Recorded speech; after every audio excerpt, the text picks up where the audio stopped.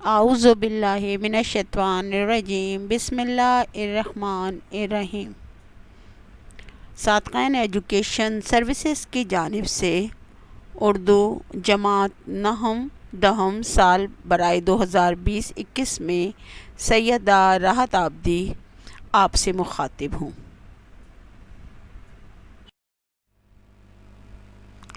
طلبہ و طالبات، اب ہم غزل ادا جعفری کو تفصیلاً پڑھیں گے۔ تمام اشعار کی تشریح گزشتہ سے پیوستہ رکھیں گے جیسے جیسے میں نے آپ کو بتائی ہیں۔ اب ہم اس کا حصہ دوم کمپلیٹ کریں گے۔ یہ شعر ادا جعفری کی غزل کا مطلع ہے۔ پہلے شعر کو مطلع کہا جاتا ہے۔ مطلع کی پہچان یہ ہوتی ہے کہ اس کے دونوں مصروں میں یعنی مصرع اولا اور مصرع ثانی ردیف اور قافیہ موجود ہوتا ہے۔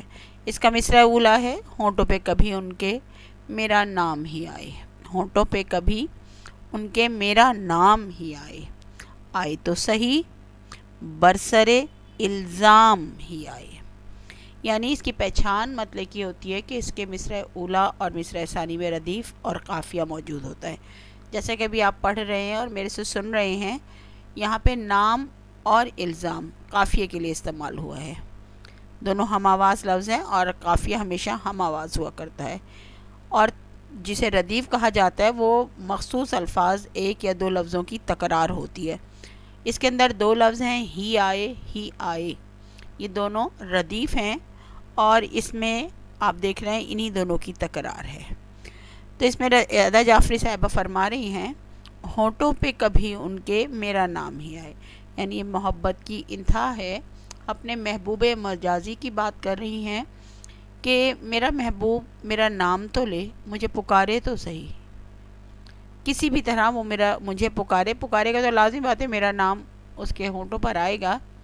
آئے تو محبت کی شدت اتنی شدید ہے کہ وہ کہہ رہی ہیں کہ آئے تو صحیح برسرے الزام ہی آئے، یعنی وہ مجھے اس قابل تو سمجھے کہ میرا نام لے۔ اگر وہ کسی الزام میں بھی میرا نام لیتا ہے تو اس طرح بھی تو اس کی توجہ میری ہی طرف آتی ہے، یعنی اس نے مجھے کچھ سمجھا، چاہے نفرت کے ہی قابل سمجھا، چاہے الزام لگانے کے قابل سمجھا، برا کچھ سمجھا تو صحیح۔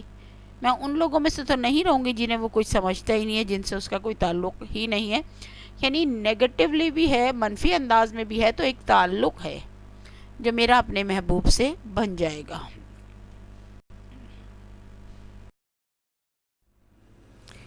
اس شعر میں ادا جعفری صاحبہ فرما رہی ہیں حیران ہیں لب بستہ ہیں دلگیر ہیں غنچے، یعنی حیران ہیں، حیران کھڑے ہیں، بالکل انہیں کچھ سمجھ نہیں آ رہا۔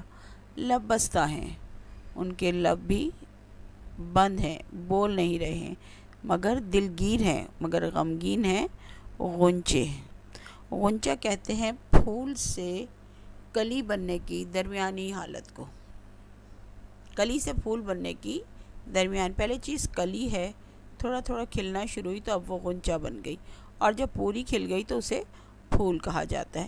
کہہ رہے ہیں کہ میری محبت کی ابتدائی حالت بھی نہیں ہے اور انتہائی حالت بھی نہیں ہے، درمیان میں کہیں ایگزسٹ کرتی ہوں، کہیں درمیان میں ہوں، ایک غنچے کی شکل میں میری محبت ہے، مگر یہ بھی حیران ہے، پریشان ہے، خاموش ہے اور غمگین ہے۔ خوشبو کی زبانی تیرا پیغام ہی آئے۔ پھول کے مکمل جب کھل جاتا ہے تو اس میں سے خوشبو جو اس بات کی علامت ہوتی ہے کہ پھول مکمل ہو چکا ہے، لیکن ادا جعفری کہہ رہی ہیں کہ خوشبو اس طرح کی مجھے نہیں آ رہی، میں حیران پریشان ہوں، خاموش ہوں، غمگین ہوں، لیکن مجھے خوشبو ایک محبت کے مکمل ہو جانے کی ہے جو دونوں طرف سے اظہار کی ہے، وہ نہیں آ رہی، مجھے وہ محبت مکمل ہوتی دکھائی نہیں دے رہی۔ اس شعر میں ادا جعفری کہہ رہی ہیں کیا راہ بدلنے کا گلہ ہم سفروں سے، اگر میرا محبوب کسی اور طرف مائل ہے، کسی اور کو پسند کرتا ہے یا چاہتا ہے، یا وہ مجھ سے دور ہو گیا ہے، کوئی اور مقصد اس نے اپنی زندگی کا اپنا لیا ہے، تو مجھے اس سے کوئی گلہ نہیں ہے، کوئی شکوہ یا شکایت نہیں ہے۔ میں تو جس راہ سے بھی گزرتی ہوں، جس راستے میں بھی چلتی ہوں، میری منزل میرا محبوب ہی میرے سامنے آ جاتا ہے، کیونکہ وہی میری منزل ہے، اس کے بغیر میں نا ممکن ہوں تو میں اس سے کیا گلہ کروں۔ اس کے میں ایک اور اسی حالت میں ایک شعر عرض کرتی ہوں، یہ میرا اپنا ذاتی شعر ہے۔ اپنے قدموں پر سنبھلنے کا سلیقہ آ گیا، اپنے قدموں پر سنبھلنے کا سلیقہ آ گیا، کیا بری تھی دوستوں کی بے رخی میرے لیے۔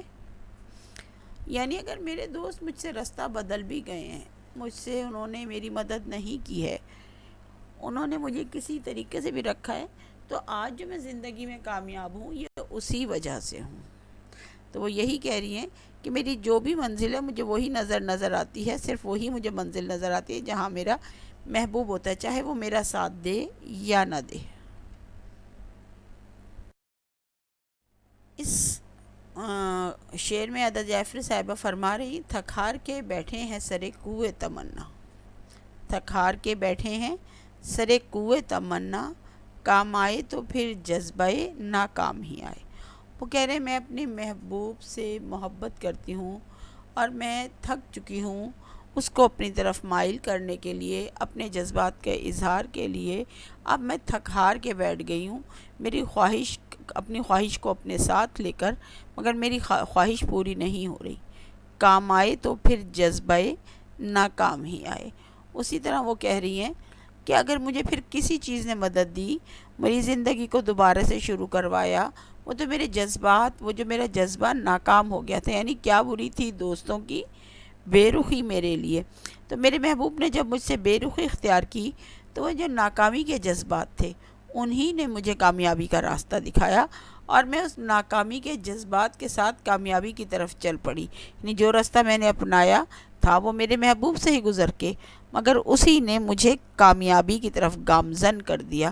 یعنی اگر زندگی میں غلطیاں ہو بھی جائیں تو ان غلطیوں سے اگر ہم سبق سیکھیں، کیونکہ آدمی ہمیشہ غلطیوں سے، انسان ہمیشہ سیکھا کرتا ہے، تو ہم کامیاب انسان بن سکتے ہیں۔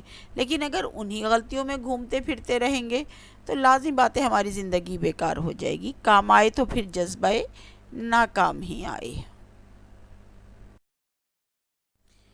اس شعر میں عدا جعفری صاحبہ نے جو بات کی ہے بڑی سوچ سمجھ، اور میں سمجھتی ہوں کہ ایک تجربہ کاری، ایک جہاں دیدگی ان کے اس کلام سے ظاہر ہو رہی ہے۔ درج ذیل باقی سوالات نہ کے رہے جوابات ساکھ دیجیے۔ عدا دشت جنوں کی، یہ ہم پہلے کر یہ چکے جو ہیں۔ پاگلوں کا شہر آباد ہے نا، یہ جنون کا الف اس شہر کا ہے ذیل کہ کے جب ہم الفاظ و کسی سے تراکیب محبت، کا اور جو مفہوم شخص بیان جتنے بھی کیجیے۔ لوگ محبت کرتے ہیں حیران اس کے لیے ہیں، انہوں نے ایک دشت کا لب لفظ بستہ استعمال ہیں، کیا ہے، دلگیر ان سب لوگوں کو ایک جگہ جمع کیا ہے، غنچے کہہ رہی کہ اس کی ہم ساکھ سفر باقی نہ رہے، اس کی پیغام۔ اہمیت باقی نہ رہے، حیران اسے سے کوئی مطلب کچھ بھی نہ سمجھے، پریشان، باقی جب نہ کوئی رہے مطلب ساکھ بات سمجھ عدا نہ رہی ہو، دشت لب جنوں کی۔ بستہ یہ خاموش، ان کا مصرع اولا، دلگیر غمگین، مقطع کا غنچے جیسے کہ مصرع پہلے بھی اولا، بتا اس میں چکی انہوں ہوں، نے کلی اپنا سے نام پھول ادا بننے کو کے درمیان کا استعمال کیا ہے، جو شکل ہوتی ہے وہ اپنی جو غنچہ تخلص کہلاتی ہے ہے۔ وہ استعمال ہم کیا سفر ہے، جو سفر میں باقی ساتھ نہ ہو، رہے ساکھ پیغام عدا آپ کا کوئی دشت بھی جنوں کی، اپنے آپ سے اہم مخاطب ہو کے کہہ رہی ہے کہ جو نظریہ، یہ خیال دیوانوں جو کا دوسرے شہر کو ہے، جو بتایا جائے وہ محبت کرنے پیغام والوں کا ہوتا ہے، شہر ہے، اس دیا کی جائے۔ کوئی اہمیت در و باقی نہ بام رہے، گھر،